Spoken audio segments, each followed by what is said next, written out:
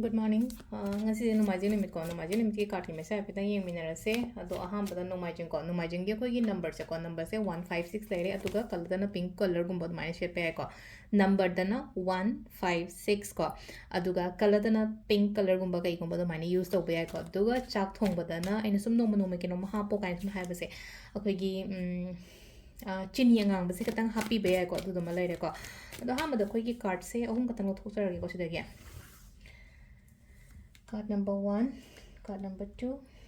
card number 3 ko aham beje consider ani shuba consider ntraga ahum shuba consider sidai khanbira se aduga timing of haba swai peding minara se ngasi gi na timing of haba kai kai lege haba do ko aham ba ko 1 khanba ngai gi oina la ise sida leina ko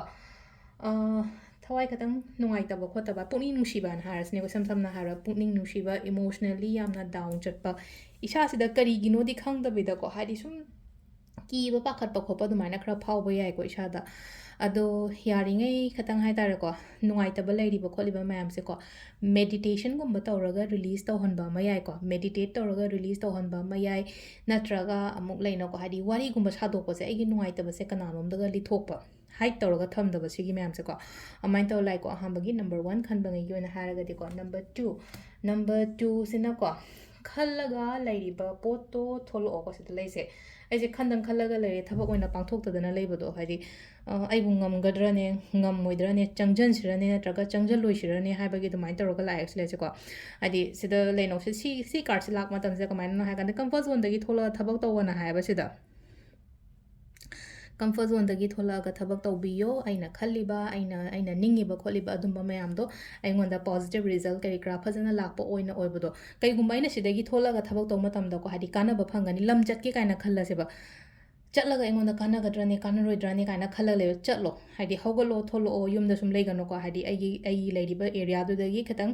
hena haitara ko andumaina gumba tawbiba hadi thola ko number 3 ko number 3 sina mulai na ko sida la ise khoi gi manifestation gumba ta uba khotpa matam da haitar ko fulfill oiba adumasu oi ko aduna tabida atei sum leina ko wish harasne ko samna habada wish any kind of wish gumba kai gumba adumbasu wish fulfillment kari kra adumaina su lai basid lai si card na la ko matam da haitar egi wish egi dream egi goal so gumba mayam se engonda achieve to phango haibagi dumai taroga mala eko ado sisina koi gi card ki message laigre ko timing sina ki pung taru ka mini yang khai dagi na pung taraga mini yang khai ni pan phang lere ko adagi baroga mini kuma thoidena pung amaga mini ni fumari phawum lere adagi um mariga mini kuma pandaina mapan ga mini kun ma thoi phawum lere ko aduga nungdang athengbaina baroga mini kunthra taruk taina pung ani ga mini tarahum doi phawum lere nungalam dagina ahum ga mini yang khai daina manga ga minute kun nipan phawum lere ko sisina khoi gi ngasi gi oina afaba timing ko du se lere khoi daily card message ma'am thank you